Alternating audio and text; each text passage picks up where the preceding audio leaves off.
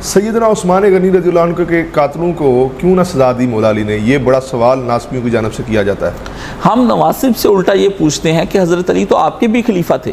जी अच्छा, आपने कब इनकार किया हज़रत अली का? बिल्कुल। आप भी तो हमें बताइए कि आपके खलीफा ने क्या इकदाम किया है। सिर्फ मौला अली हमारे खलीफा नहीं है, हम तो उनसे भी पूछते हैं कि जनाब आप भी तो कुछ इरशाद फरमाइए। खलीफा राशिद तो आप भी मानते हैं, आप भी मानते हैं कि हज़रत अली जो हैं वो एक सहाबी हैं। जो एतराज़ हम पर है, फमा जवाबुकुम फाहुवा जवाबुना, आप भी तो हमें बताइए ना कि आप हमें बताइए कि आपने अपने खलीफा की तरफ से क्या एक्सक्यूज दिया है हमें। और वो एक्सक्यूज हज़रत मुआविया को पता था, आपको आज पता है, उनको नहीं पता है।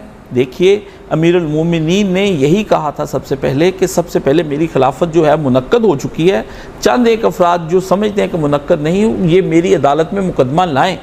इसको मौलाना मौदूदी ने बड़े आसान अंदाज से खिलाफत मुल्कियत में बयान किया। उस किताब को मौलवी साहिबान ने अपनी भेंट चढ़ा दिया है। उलमा कराम जो हैं वो उनको चाहिए था उसको पढ़ते, उसके अंदर कानूनी पॉइंट उठाए गए हैं कि हज़रत अली रज़ी अल्लाह ताला अन्हु आया खलीफा थे। सबसे पहले ये सवाल किया जाएगा कातलीन को पकड़ने का जवाज़ था या नहीं था, ये बाद में हम करेंगे। पहले ये हमें बताएं, आया अली खलीफा थे, और अगर खलीफा नहीं थे तो मुतालबा क़सास किससे किया जा रहा था?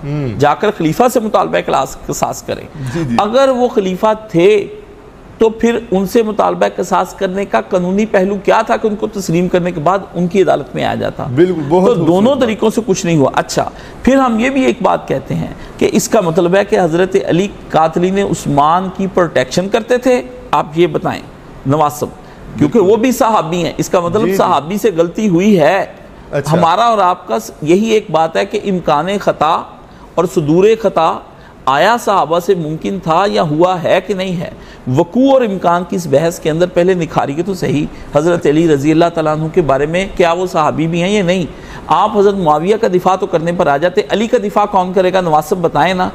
अब इनका अंदर का बातिन निकलेगा बाहर कि जब हज़रत अली का दिफा ये नहीं कर पाएंगे। यही एतराज़ इनके इधर भी आते हैं, यही उधर भी आते हैं। तो हज़रत अली ने कातलीन उस्मान को किसी ने नॉमिनेट नहीं किया। हाँ, बसरा के अंदर कुछ लोगों ने कहा कि हमने तो हज़रत उस्मान को शहीद किया है, और वो 6000 लोग थे और उनका क़सास हमसे लो।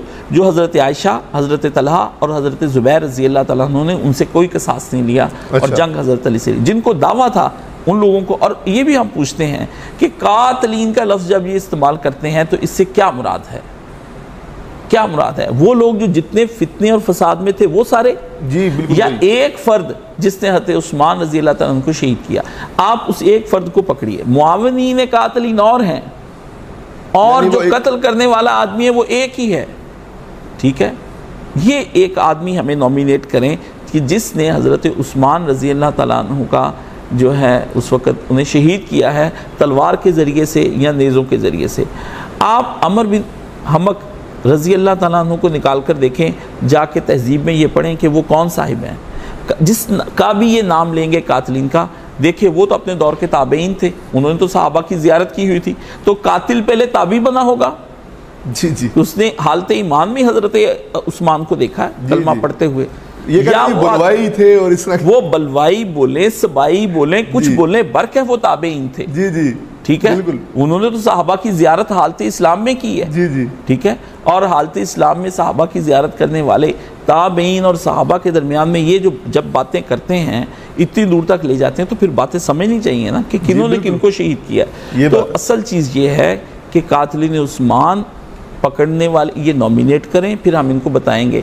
और फिर ये भी बताएं कि हज़रत मुआविया रज़ी अल्लाह ताला अन्हु ने वो जो कातिलीन पकड़े थे उन पे क्या मुकदमा चलाया, क्या उन पर तहकीक की, उनको डायरेक्ट सज़ाएँ दी, वो कौन थे और वो कितनी देर में पकड़े गए, कितने सालों तक उनको पकड़ते रहे, वो हमें बताएं ताकि हम भी इन पर कुछ वाज़े करें।